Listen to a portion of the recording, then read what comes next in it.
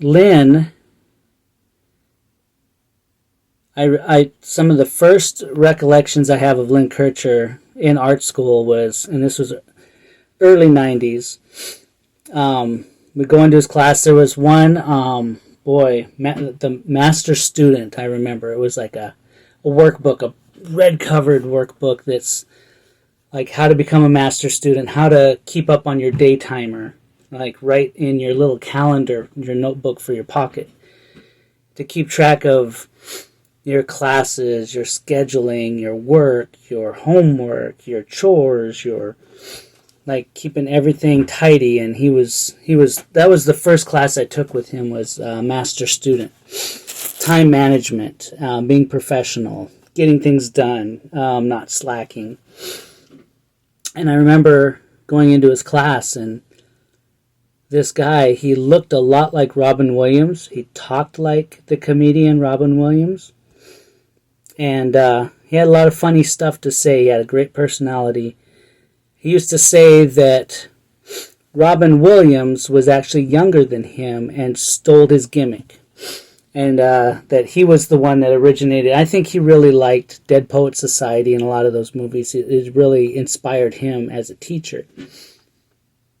And so I remember one time he was, and I haven't seen Dead Poets Society. I'd have to go and watch it, but he might have got this from the movie, or he did this himself. I don't know. But he would jump up on a table during class with a can of Coke, and he'd pop it open. And he'd point at the students, and he said, "This Coke is like your education. I could just dump it all over you. I can dump it on you and dump it on you, and you could try to get some of it in your mouth, this Coke. Or I could hand it to you, and you could accept it and take it." And he had just this funny sense of humor of how he would teach. And one thing I remember that was some of the best advice I ever heard from a teacher to an art student,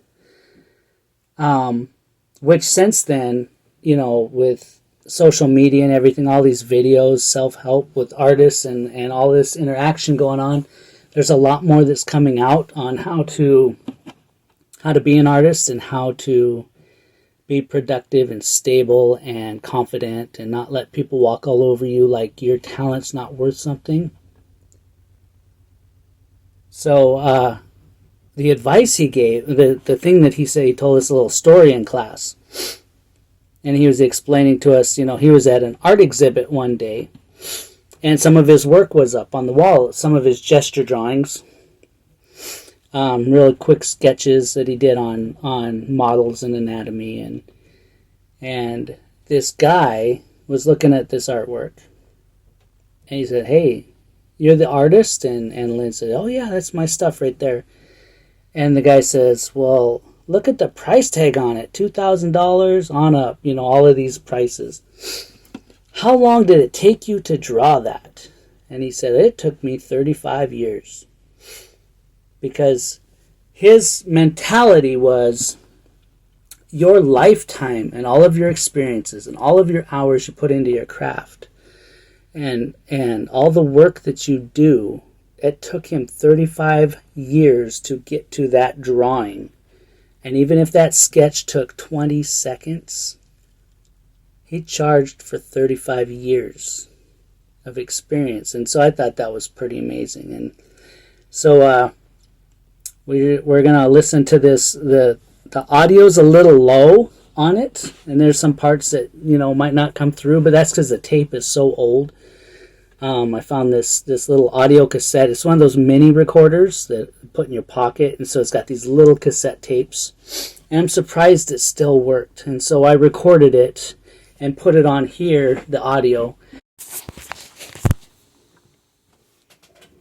So this tape is from 1992, roughly, I'm guessing. Take a stroll down memory lane with Lynn Kircher, former teacher at the Colorado Institute of Art. He was pretty amazing. He had a lot of impact on a lot of us students.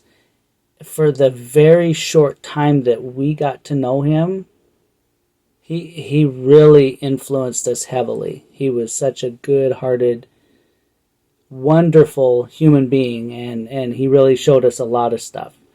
So we're going to listen to this tape. And it was, I believe, a pastel class where we were learning colors. We were going to take a field trip to the Botanic Gardens, and he was kind of schooling us on what to do there. And just wanted to take a moment and honor Lynn Kircher. Here we go.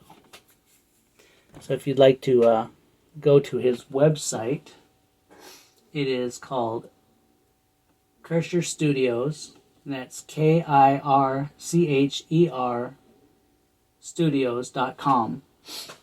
Lynn Kircher, and you'll see some amazing works of sculpture of Jesus, of pictures with him with the Vatican and with the Pope. And there was also, if you dig deep enough on here, there's a place outside of Denver, Colorado. Let's see if I can find it. Last work. Links.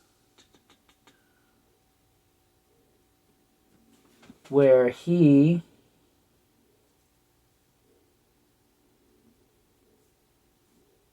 a place in Colorado where they created a sort of a park, a walkway with sidewalks that go through the crucifixion of Christ, and it starts at the beginning of the crucifixion and walks, and there's sculptures set up depicting each scene as you go through the story.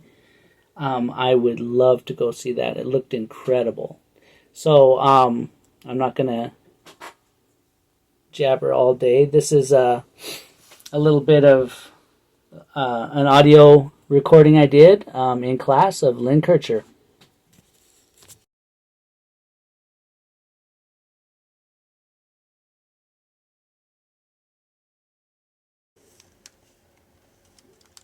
And the volume.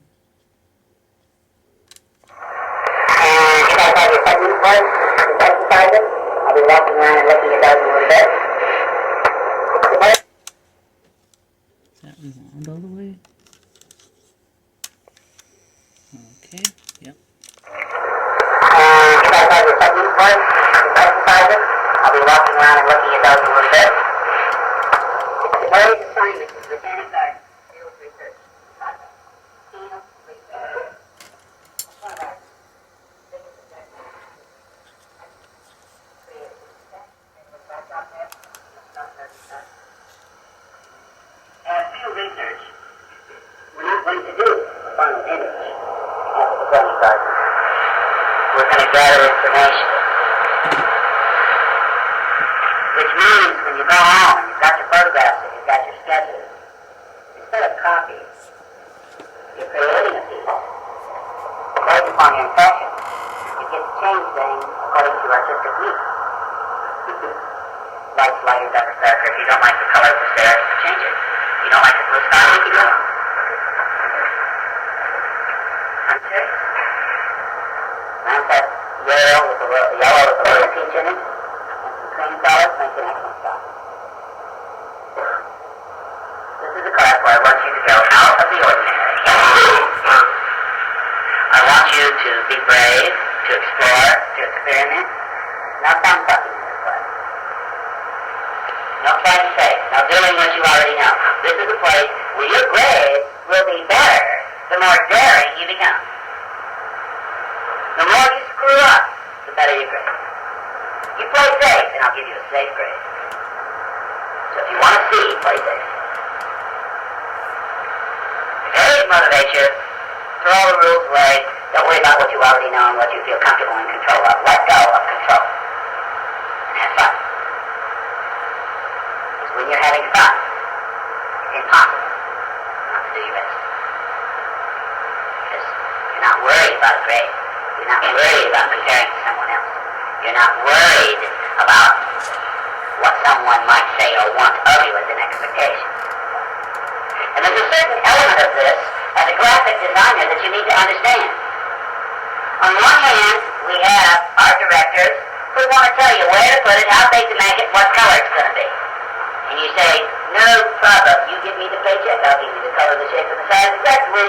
the way you want it, here you are, thanks for the patient. You paid me for my service to surrender your concept and idea, and you did not use my creative ability. And that's an aspect, that's not where you sign in anymore. I've got a little pen to paper there. Thanks, Mr. Burton. And there's a syllabus right underneath your daytime.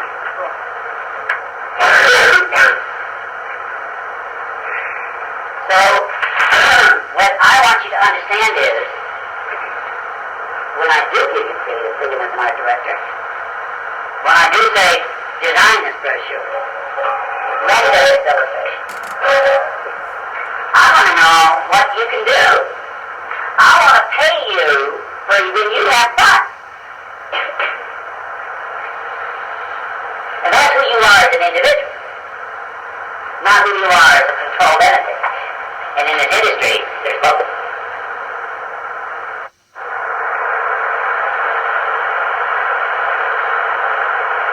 Lyman came in last night. Some of you know him. He's in another course. Working on practical design. Studied all of last night. He was coming and working on a design for a package for software.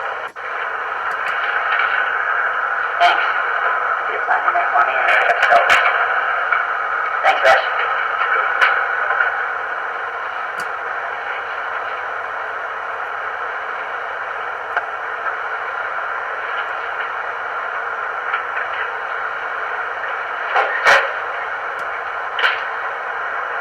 And he was telling me, well, do you think I ought to have this color or that color? Do you think I ought to put the type here or there?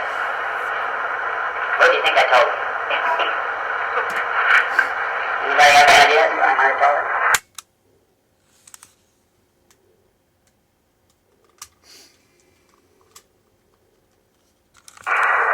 You're signing that for me and that's so.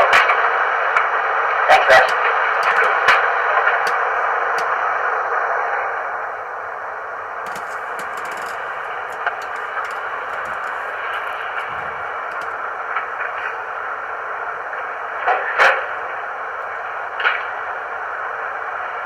He was telling me, well, do you think I ought to have this color or that color? Do you think I ought to put the type here or there?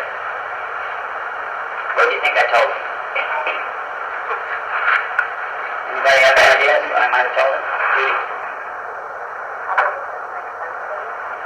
How should he do that? Make it up in his mind, decide what it's going to be like before he tries it? Tracing paper. If you have three ideas and you're not sure which one to go with, do all three of them. And use your instinct as to what works once you put it on paper. That's what I'm paying you for. Not to try and preconceive what it's going to be like in your head and save all that extra time. No, I'm paying you $75 an hour to give me all 60.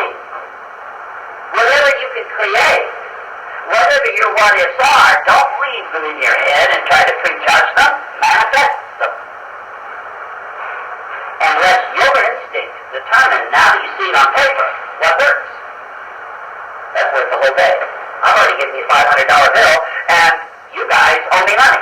Because what I just told you is worth $500 today, right now. Last 5 minutes. $100 a minute. It'll separate you from the masses who ask their teachers, how many thumbnails do I have to have? Somebody says that to me, I gag. Give me as many thumbnails until you run out of ideas. And if all you are is a 5-idea person, gee, too bad. I won't hire you to give me ideas. I'll hire you to render mine. I won't pay you as much. You don't have nearly as far to go in this industry. You guys understand that at this point? So today is about your instincts.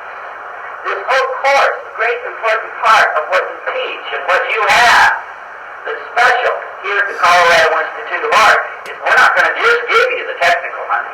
We're going to give you that. They do craftsmanship view, you know. No fingerprints, no goofers, and lines must be perfect.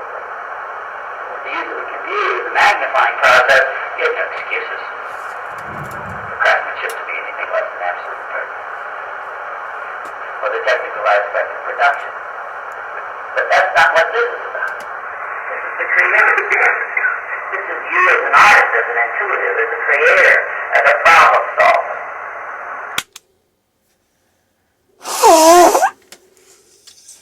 Jeez.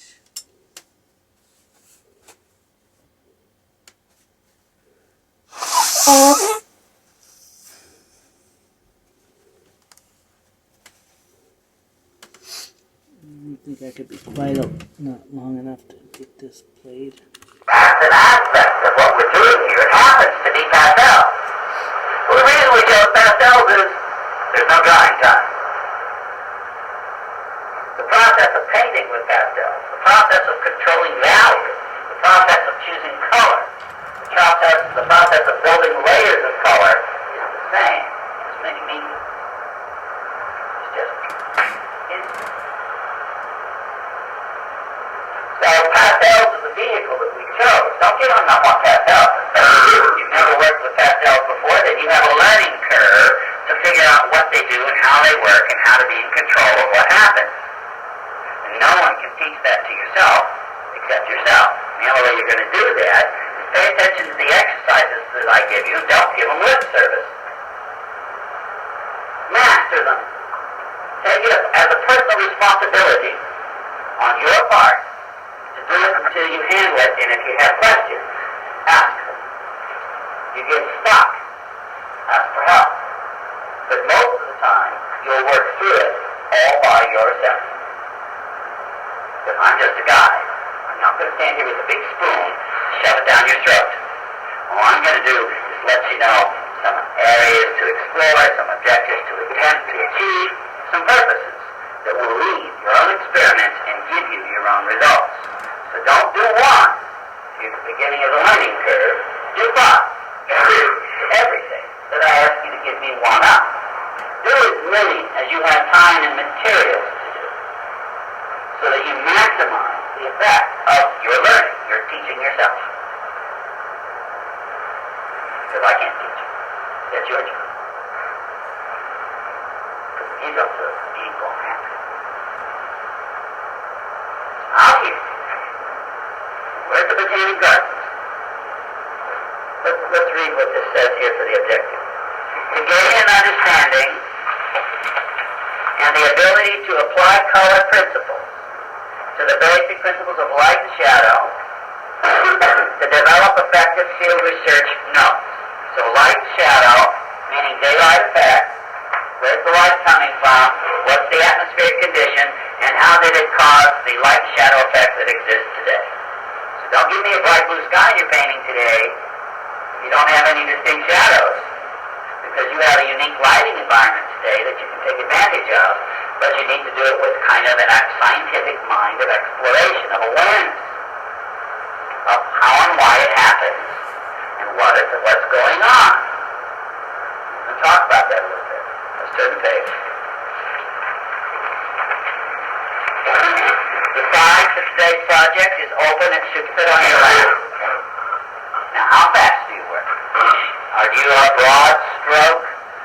Do you do paintings in 2 hours and really get into some kind of a creative frenzy?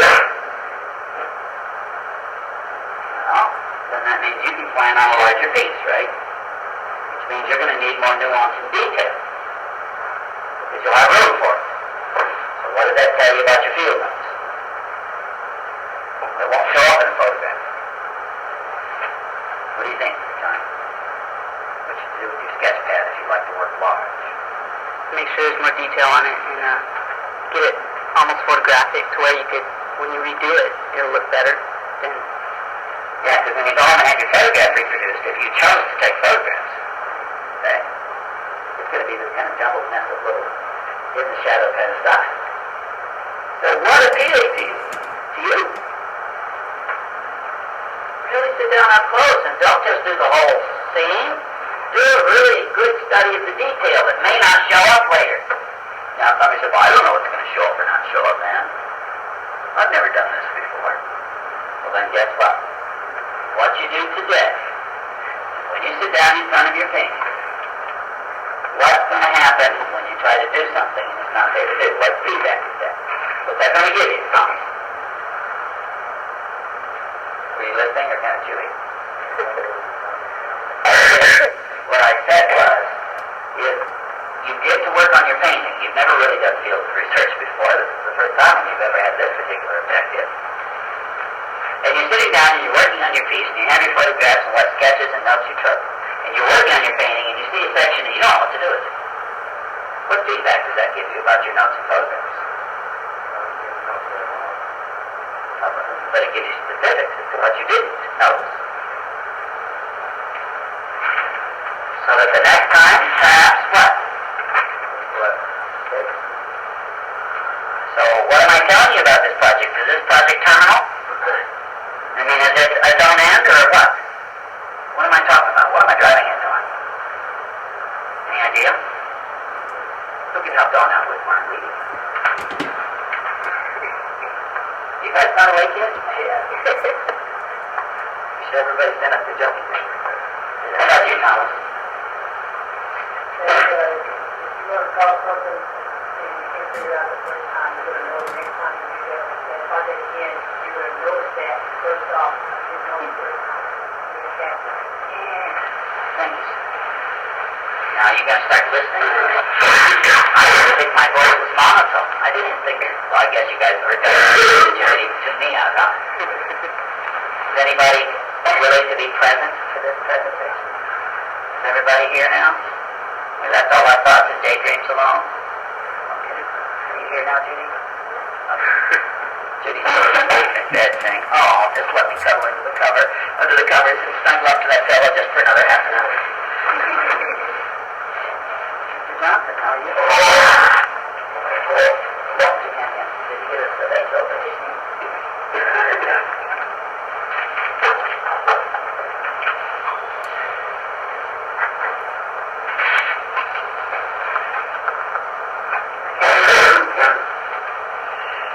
So size is up to you. If you have a lot, you work 40 hours a week, and you're brand new pastels, and in your previous paintings, you've had a hard time and you try to work large because you really like to do really detailed work in every little piece. I'd rather see one flower, double life size, and you give me an 8 by 8 inch square that's filled up with one thing done extremely well, close up, and the whole map of the world seen, half finished. So my intention here is to have what you give me done to your best, done well. And you know better than I do what size and quantity of information that applies. Now, what happens if I do a small piece this big and try to have 20 trees, the mountains, a few people with pastels? The people are this big. Well, what's that going to tell you about pastels? Hold up that piece of chalk. Hold up that piece, just a piece of chalk. Show me the detail. Show me the point on that sucker that's going to give you a person this big with light shadow, eyeballs, hair, and the fingers. So what does that mean? What am I driving at here as far as detail and size? Yeah. Because chalk is fat. And when you work off the edges, it's round and fat. And to get it under edge, you have to break it again. You can only break these half sticks so many times. So I recommend that what the information you gave is excellent. And that's one of the things that I would lead you with. Today we want soft pastels, a notepad, pencil, and your camera. We're going on a field trip for field research today. It cost $1, by the way, because we're coming as a group instead of $3. Only if we go in together. Time frame, 2 weeks for the final, 1 week for the primary study, which means I want you to take your photographs or your sketches today. Turn in your photographs this afternoon, even if the roll is incomplete. You don't have to shoot all the photographs as a basis of developing the roll. If you only needed 8 photographs, then turn in 8 photographs and let the rest of them go blank. You won't have to pay for it. Developing blank images, you only have to pay for the 8. Get them back tomorrow afternoon so that you have a maximum period of time with your field notes, your sketches, and your photographs to get as much done as you can between now and next week. Because then we're going to have a critique. So if we look to week 3,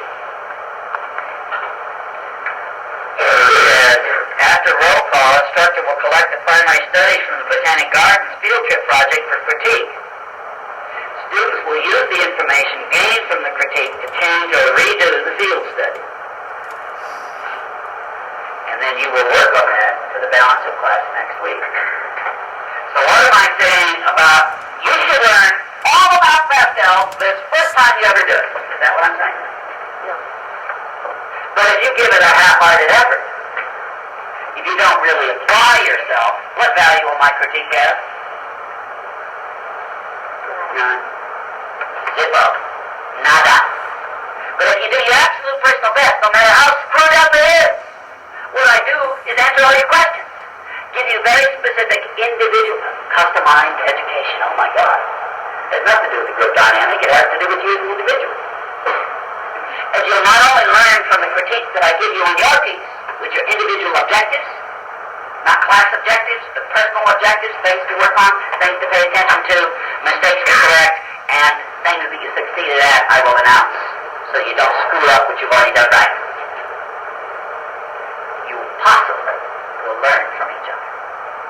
And next week, I ask you to take notes, not just to sit there and listen and say, cool, but write notes down. Not only about the comments I give you on your piece, but on others. Because next week, once we've all had a common reference, a common experience as a point of reference to listen to, all this stuff will make a lot more sense. Right now, it's just words. I mean, they're clear to me because I've been doing pets. If you've been to my house, you go down the stairway, little painting on the left is a pastel scene that I did from the Walter Foster How to Paint Still Lifes book. 1964. Pastel.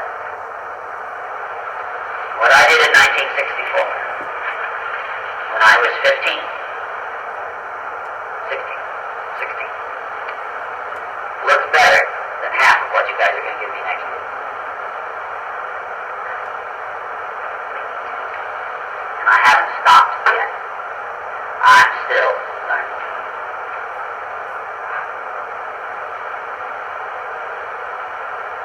So it makes perfectly sense what I'm talking about because I have a few thousand pastels under my belt. I've gone through several sets of pastels. That's the only way you'll get to learn. Is if you're willing to go through sets of pastels and let each one, as you do it, teach you what to do on the next one. So don't worry about where you are now. Worry about how much am I going to learn this quarter, how much am I going to be willing to change and evolve and develop my skills. And that's what I ask you to do. And that's the basis of this teaching approach. So next week's real important, based upon what you do today. Due date, week 3, we will critique your primary studies. The final study is due week 4, which means you'll have time in class next week to work on it after the critique, about an hour and a half, 2 hours. And then you'll have the opportunity to finish it the following week to your own specifications, to your best satisfaction. And I only hope that what I see week 4 is different than I saw in class week 3. Because otherwise that sends me a real loud signal that you're just giving this course lip service. And you're giving your learning opportunity in this situation lip service. And I guarantee you, you will not be happy with your grade. This is not an optional class. It's a part of your requirement.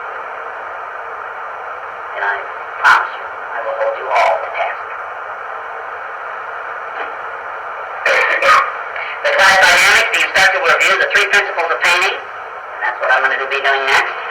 Warm versus cool, light next to dark, hard edges next to soft edges. We'll leave it approximately 8:30. Students will carpool to the field trip site. One of the things that I want to do after I review these principles is have you guys I'll create a break time, and the function of the break time is I'll ask how many people will be driving and how many people that don't have their hands up. If you have room in your car, don't lift your hands. If you have room in your car, then you can transport some people who would normally walk. Okay? And we'll get that done as soon as we finish reviewing these principles. Doctor will circulate at the field trip site to assist students with individual needs. Okay. Two things we talked about. Light, dark, field notes. We talked about part of the learning curve with field notes is, number one, you might write this down. Just because I don't write it down doesn't mean you won't write it down. Anybody have a paper pencil?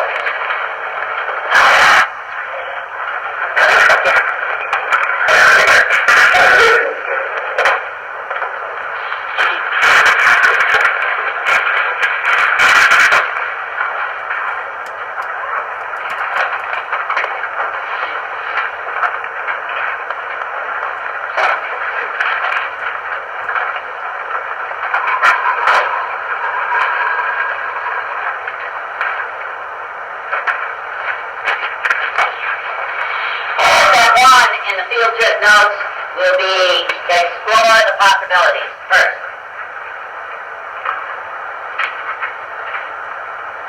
Explore the possibilities, walk around the whole park.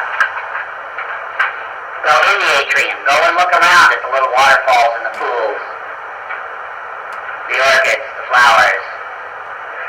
Go out in the botanic gardens, and don't even just look at the botanic gardens, you might try the little statues. This little pastel statue that's out here, someone found in one of the side gardens.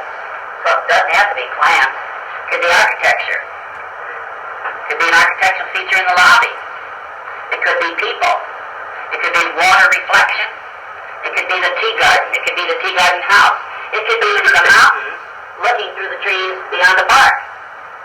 It could be mostly sky and very little foreground. So really look around. Don't have television. It could be a close-up of a budding flower on a fruit or apple or crab apple. They've got all those trees there that are going to start blooming or have been. I don't know if they're blooming or not. The ones down the street are. So there may be some early blooms. And you could go like this close and not deal with all that. So you can deal with close-up or large scape. So look both close. It could be just a few twigs on the ground with some rocks that appeal to you. And make them flat side. Look for an interesting composition. Remember, as an artist, if you don't like the telephone pole, what should you do with it, Don? Don't draw it. Or if this book is nice, but I'm drawing a statue and it's kind of all goofy and detailed, you know, there's all kinds of busy stuff going on behind it. I could wish that that bush were behind it. Well, what should you do? Bush is here, the statue here. And you'd really like to have the bush behind it. What's the bush behind it? So you might find one element in one corner of the park and another element in another corner of the park and create a new composition. So be willing to borrow part and control or create your own composition. Create your own composition. Don't feel limited to the way things are organized in nature. They're just a resource of tools you'll draw from that you put together in a different way. So close up, far apart. Look for composition. Look for positive and negative space.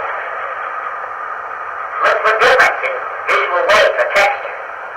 Something that interests you, that sparks your imagination, that you will be invested to want to make look good. Okay. And when you do that, use word notes as well as visual notes. Write down what interested. What about this interested me? Write that down. What about this interested me? And that means, well, I really love the way that the texture of the rock was in contrast with the leaves that were laying on top of it. Well then, whatever most interested you or grabbed your attention, do special detail drawings of it. Okay? Now here's something else in field notes. When you take a photograph, what happens to the color in the shadow? What does it turn it in the photograph? Dark or black? Right? So anytime you have something in shadow, what do you want to do while you're there? Because trying to anticipate what you won't have in the photograph that you really liked and wanted later, because you can't copy the photograph. Because it'll look like caca. So study the colors and details in shadow and do special notes. So study the colors. Do a little color sample. Well, it's kind of purplish.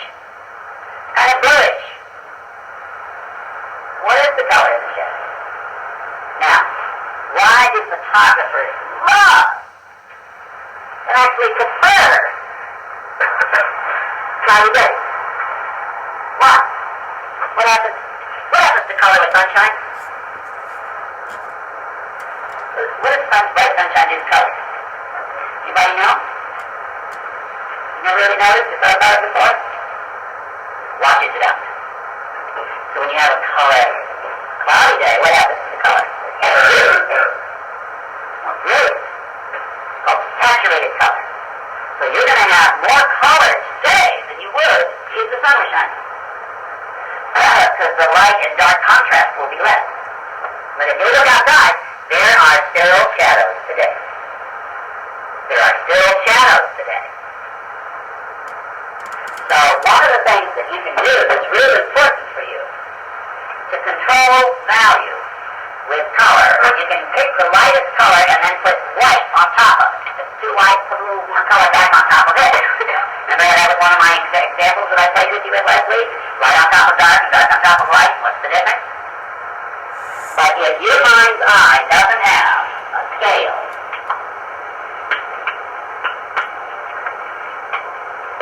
white to black in 10 steps, you need to begin, that's an important part of the lesson from this assignment. Because when I squint, everybody's squinting.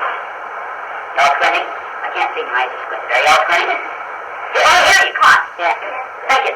I didn't hear everybody. Yeah. Okay, good, because I'm squinting and I can't see. Okay, now, while I'm squinting with you and you're squinting with me, where's the white in your field of vision? Define. Everybody got the white? Raise your hand when you see where the white is. Okay. Where's the black? Everybody look for the black in your room. Everybody notice where the black is? Everybody see if you found the black, raise your hand.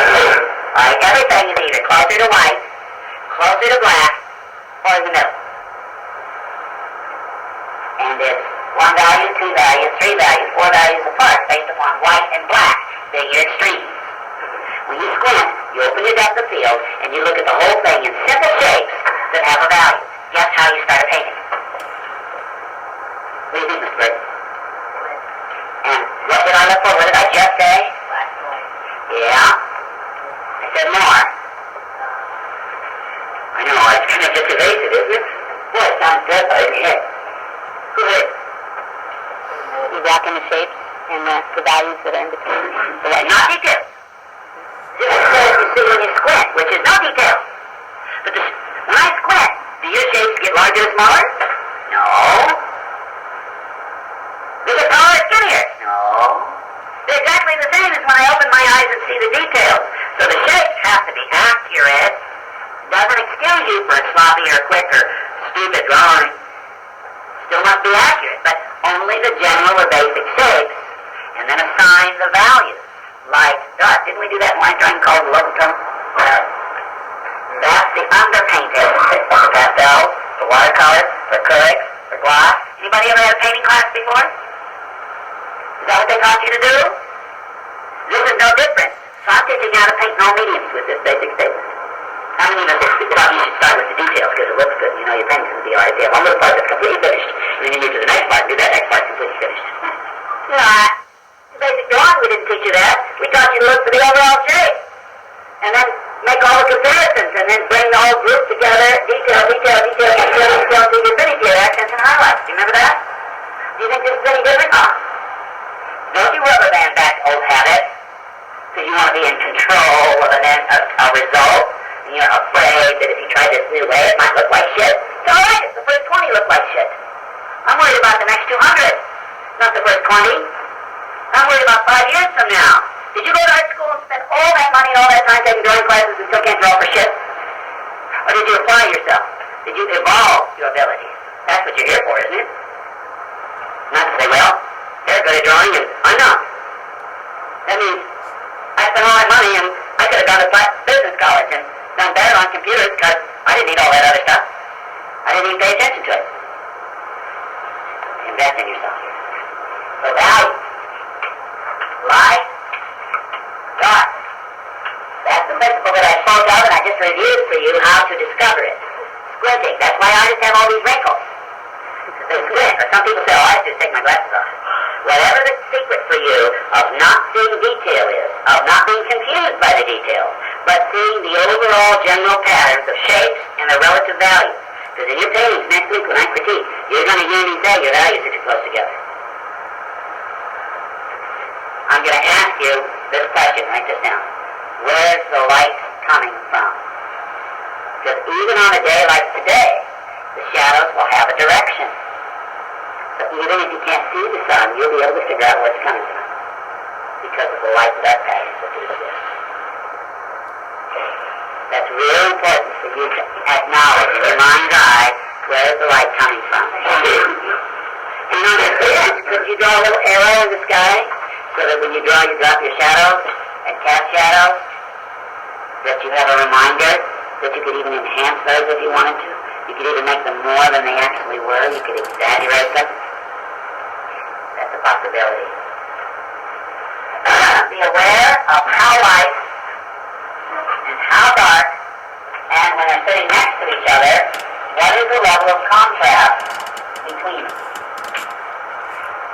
Are they close together? Are they far apart? How far apart? So that when I squint at the scene and I squint at my sketchbook, they're the same. I want to see the same static value relationship in my images as I do in my photos.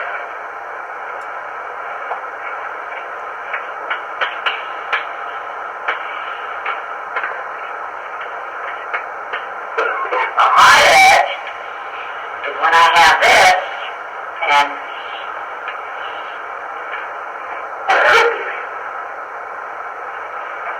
that is a hard edge. Because this value and this value is a definite abrupt change. Hard edge. Soft edge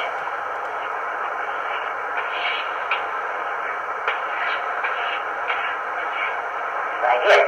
What's the difference between a hard edge and a soft edge? What is it? Yeah, blended. How's the word blended? Does that work? One's not. You get to make that up? No, you have to just look and see it. I'm looking at your forehead. And there's a highlight on your forehead. Everybody look over here. Nice highlight on your forehead. And this part right next to it is receding hairline. Receding hairline here. This part's the hard edge, but this part out here is the soft edge. So if I want to get that highlight right on you, I've got to have this part hard, and as I get this one gradually going down. If I look at you here, all you know. The shadow, because the light's right there, right direct. This side of the shadow on your nose, this edge is hard. But over here on your chin, but underneath your chin here, this value here blends out up towards your lip. So this is the soft edge, and under your chin here, this is the soft edge. But this is the hard edge over here. On the top of your chin, the light, and then there's a hard edge there. And on this part of your cheek here, this line between here and here is hard, but this is a rounded shape. So this is the soft edge as it comes up. You don't make up where to put the hard soft edges. You look. See. Every move. This is what I will use, is the language of questions. If you ask the questions, the subject will tell you what the answer is. I didn't say there's a formula and I made it up. I looked around and I found it. So where most of us get in trouble with these principles is we're visually lazy. I just want to get this shit done so I can get on with what I really want to do. And we don't take the time to get lost in it, to really notice and see the nuance and the subtlety of what it is that's in front of us. And yet, it's truly our intention to communicate to the public what it is we see or feel about what we see. These are very important awarenesses to have because it'll help them get our idea. Because if we don't pay attention to it, well, I can't put it any simply. All the color in the world can't make up for shit. Quote unquote. And drawing skills are seeing skills and question asking skills. Making comparisons, starting with the overall shape. Be willing to trust that if we invest the time, it will evolve to match what we see. If you had me in first quarter, I told you that when you completed your 5,000th zone, then you can begin to learn how to draw. So wherever you're at in that adventure, if you're beyond 5,000 now, and you're really starting to really teach yourself the nuances of drawing far out. If you're on drawing number 650 because you've only done the minimum requirement at this point because you didn't feel good about your skills, then realize if you will be willing to invest the other 1,200, that's not 1,200, that's only a couple thousand, the other 4,400 drawings. then you'll be ready to evolve your skills. There are no shortcuts. You did not choose career with shortcuts. There are no shortcuts.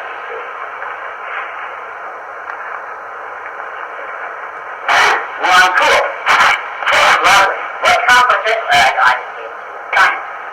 What color theory uses one tool? Nature uses this between the lit side and the shadow side. What color theory is there, Jeremiah? Yes. Did you hear him? Did you hear him, Tom? They can't hear you back there. Complementary. Did you hear that? This is how nature works. Anybody ever watch the Aspen thing? You call it out? Well, this year I want you to pay attention to how nature does it, because what nature does is she makes the leaves brilliant yellow. And if you look at the shadows in the aspen trees where the sun's not shining, there's a grayish violet, pale violet gray in the shadows, which makes the yellow even yellower. So nature, if the light is warm, the shadow will be there. Cool. Everybody. If the light is cool, the shadow will be warm. Look for that today. Because the photographs will be. So that's a very important observation to make with notes.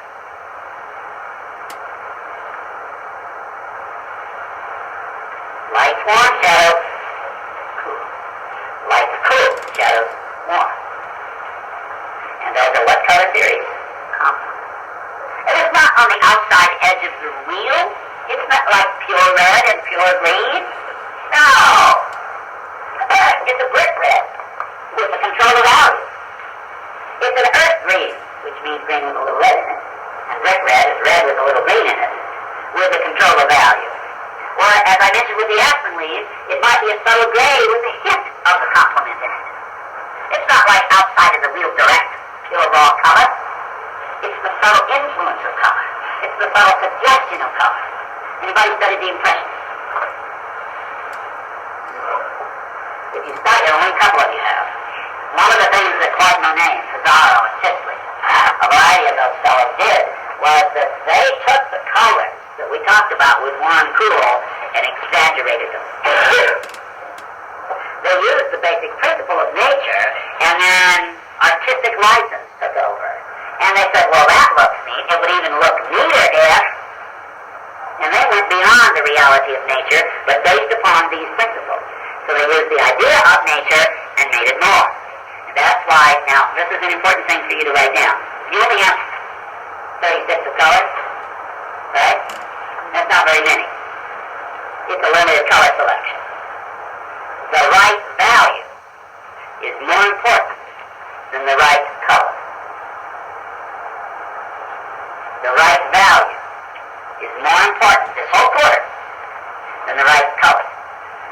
And if you end up liking some of the things that we're going to be doing, then you might want to look at the possibility of adding a few colors here and there by single stick, according to the needs that you discovered that you would like for your pieces. Okay? And that's one of the things I suggested last week. Those are my principles. Okay? What I'd like to do now is I'd like us to, do you have any questions? Have I given you enough information to explore for the day, to go out and look forward first? And you'll get more, according to your needs. And when you work on your piece, you say, well, I didn't figure that out, I didn't notice this. Then that's the feedback loop. The next time you go out, you'll gather better and more information. This is not the only field trip we'll have this quarter. It's now, how many people are going to drive and would have room in their car for somebody else? Raise your hand. High, so they can see who can. Everybody, look around. If you need a ride, pick one of those people. Is there anybody who's not driving? Not know who they're going to go with yet, who they're going to ask? All right, go find those people, and make sure before you leave, you have to give me $1 right here at the door. They ask you to collect all the money first. And at 9 o'clock, I'll meet you at the front door.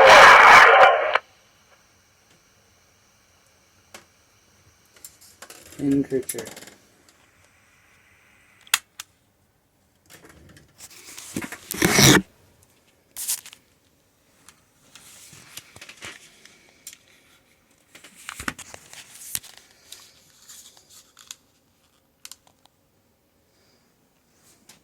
we go. That's a good shot.